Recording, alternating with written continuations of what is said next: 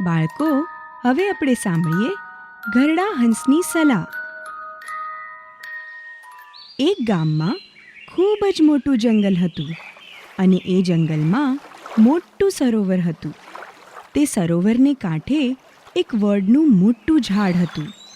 તેમાં સફેદ રંગના ઘણા બધા હંસો રહેતા હતા.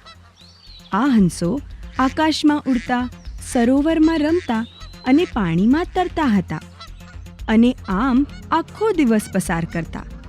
સાંજ પડે એટલે તે પરત વડના ઝાડમાં આવી જતા. આમ ઘણા સમય સુધી રહ્યું.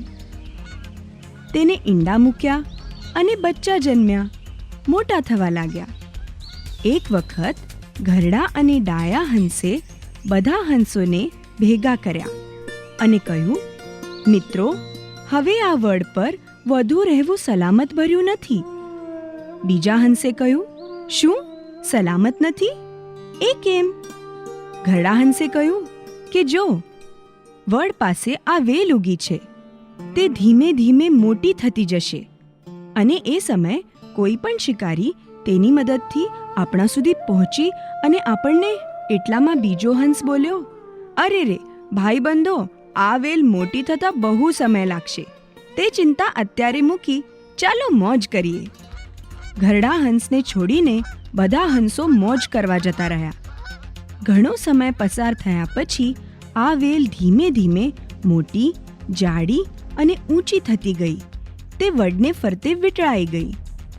એક સમયે જંગલમાં હંસનો શિકાર કરવા શિકારી આવ્યો.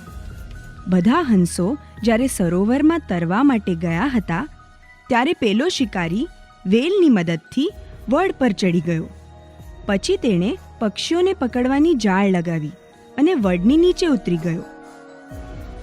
જેમ જેમ સાંજ પડી એટલે હંસો પરત ફર્યા. તે હંસો જેવા વડ પર માળામાં બેસવા ગયા તરત જ તે જાળામાં ફસાઈ ગયા. તેઓ મદદ માટે ડૂસકા ભરીને રડવા લાગ્યા. રડવાનો અવાજ સાંભળીને ઘરડો હંસ તરતા તરતા બહાર આવ્યો અને વડમાં આ બધું જોઈ બોલ્યો, જોયું મૂર્ખ હંસો, મારી વાત ન માનવાનું પરિણામ? ફસાઈ ગયા ને જાળમાં. બીજા હંસો, ઓહો, અમે દિલગીર છીએ, પણ હવે આમાંથી બહાર આવવા મદદ કરો. ઘરડો હંસ, સારું સારું. હવે મિત્રો, ધ્યાનથી મારી વાત સાંભળો. ઘરડા હંસે બધાને યુક્તિભરી સલાહ આપી.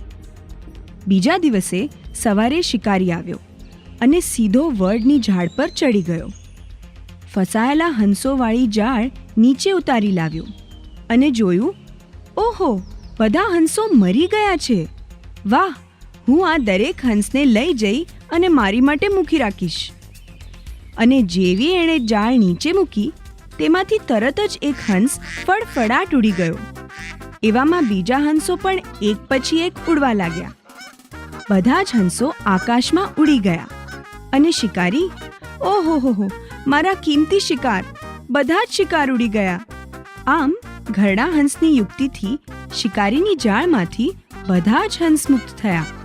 આમ ઘરડા હંસની વાત માનીને બધા જ હંસોનું ટોળું સુખી જીવન જીવવા લાગ્યું. બોધ.